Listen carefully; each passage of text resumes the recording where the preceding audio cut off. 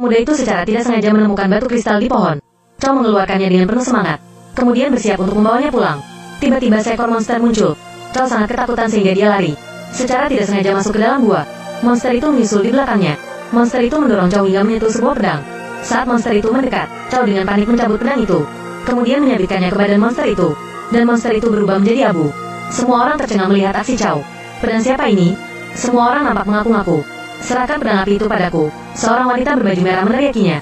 Ia kemudian berusaha merebut pedang itu, namun Mailin terluka oleh kekuatan pedang itu. Chow yang merasa tidak melakukan apapun menyeringai melihatnya.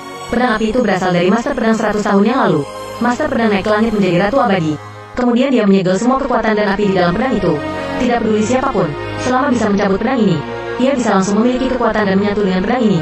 Karena itu, semua orang yang mengetahui cerita ini, mereka berebut untuk bisa mencabut pedang api. Bahkan para prajurit sakti pun ikut mencoba memperebutkan. Tapi ketika mereka mulai mencoba mencabut pedang, mereka diserang oleh kekuatan di dalamnya, lalu terbakar menjadi abu. Saat suasananya mulai genting, seorang pemuda biasa tiba-tiba datang dan mencabutnya dengan mudah. Pada saat itu, setelah melawan monster yang mengejarnya, pedang itu tiba-tiba membakar tubuh pemuda itu. Energinya sangat besar hingga Chow menjerit kesakitan. Semua orang hanya memandanginya. Chow terkapar namun tidak berubah menjadi abu. Tepat ketika semua orang sedang mendiskusikan cara merebut pedang itu, dan apinya telah padam, pemimpin Nanshan, Yanzi, memutuskan untuk membawanya pergi. Tak disangka, dalam perjalanan, mereka terjatuh ke dalam gua. Keduanya terjatuh dalam keadaan yang canggung. Untuk mencairkan suasana, Chow mulai mencari-cari jalan keluar. Namun sejumlah batu kristal besar ditemukan di dalam gua, dan sepotong besi hitam keemasan bersinar. Apa itu? Seperti emas terbakar. Itu bahan pembuatan pedang terbaik. Menurut cerita, bahan itulah yang digunakan untuk membuat pedang api. Pedang api yang diperebutkan tadi. Tepat ketika Chow dengan gembira mengambil itu, monster buruk rupa mengejarnya dari belakang. Chow menoleh dengan perlahan. Dia sangat ketakutan dan mencoba berlari. Dia ternyata ahli pedang keempat yang berubah menjadi monster. Chow kewalahan menghadapi monster itu. Saat monster itu mencoba melukai Chow, Chow segera meminta bantuan Yanzi.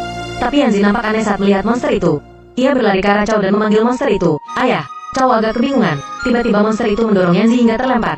Yanzi terpental sangat jauh. Chow menjadi sangat geram dengan monster itu. Energi api tiba-tiba keluar dalam diri Chow dan menghapus energi hitam yang menyelimuti monster itu. Lalu monster itu berubah menjadi lelaki tua berambut putih. Ternyata dia memang ayah Yanzi. Beberapa hari yang lalu, ayah Yanzi menggunakan metode pemakan jiwa untuk menyerap jiwa pedangnya. Mengetahui bahwa Chow adalah orang terpilih untuk mengendalikan pedang api, namun Chow tidak memiliki jiwa ahli pedang. Ayah Yanzi nampak bingung. Ia mencoba merasakan denyut nadi Chow. Tanpa diduga, ayah Yanzi menemukan ada hal lain. Selain api yang aneh, masih ada kekuatan dalam dirimu. Kekuatan apa? Siapa yang menyegel jiwa pedangmu? Pertanyaan ayah Yanzi membuat dia terkejut. Dia tidak tahu apa-apa tentang pedang. Ayah Yanzi curiga bahwa Chow adalah keturunan dari keluarga Tai, dan bercerita tentang Feng Qingxi 17 tahun lalu. Dia memimpin orang-orang untuk menghancurkan seluruh keluarga Chow Lin, demi menyelamatkan putra mereka yang berusia 5 tahun, pasangan Chow Lin. Harus menyegel jiwa pedangnya. Kemudian dia pergi untuk menjaga pintu masuk gua. Ia menyuruh Yanzi membuka segel untuk Chow. Ayah Yanzi menyuruhnya fokus. Apapun yang terjadi, jangan berhenti membuka segel jiwa Chow. Ia harus bisa membantu Chow untuk mengendalikan pedang itu. Tanpa diduga, sekelompok orang menerobos masuk. Mereka adalah murid ayah Yanzi. Mereka sangat serakah dan jahat. Ayah Yanzi yang berusaha melindungi ditikam secara brutal. Yanzi menarik pedangnya untuk membalaskan perbuatan mereka, tapi kekuatannya tidak cukup. Ia dilemparkan ke sebuah batu besar. Mereka menggunakan banyak kekuatan gabungan. Yanzi sudah nampak sangat kesakitan. Pada saat yang bersamaan, jiwa pedang Chow yang tersegel sudah bisa terlepas. Dia menggunakan pedang api itu untuk melawan mereka. Dengan sekali ayunan saja, semua orang terkalahkan. Mereka yang merasa kekuatan Chow terlalu besar kemudian melarikan diri. Yanzi menangisi kepergian ayahnya. Kemudian, Chow datang ke istana kekaisaran dan ingin bertemu Feng Qingxi. Ia bermaksud membalaskan dendam orang tuanya. Namun ia tidak menyangka guru juga ada di sini. Dia dengan marah bertanya kepada gurunya mengapa dia ada di sini. Feng Qingxi mengambil kesempatan itu untuk membuat perpecahan di antara keduanya. Feng Qingxi mulai memanipulasi cerita. Ia mengatakan bahwa guru Chow yang membunuh kedua orang tuanya saat ia masih berusia 5 tahun. Aku ingin bertanya kepadamu, tinggal bersama musuh yang menghancurkan keluarga selama 17 tahun. Seperti apa rasanya? Chow yang mendengar penjelasan Feng Qingxi nampak marah. Itu tidak benar, kata gurunya. Dia tidak bisa lagi menahan amarah di hatinya. Pedang api di belakangnya juga tersulut emosi.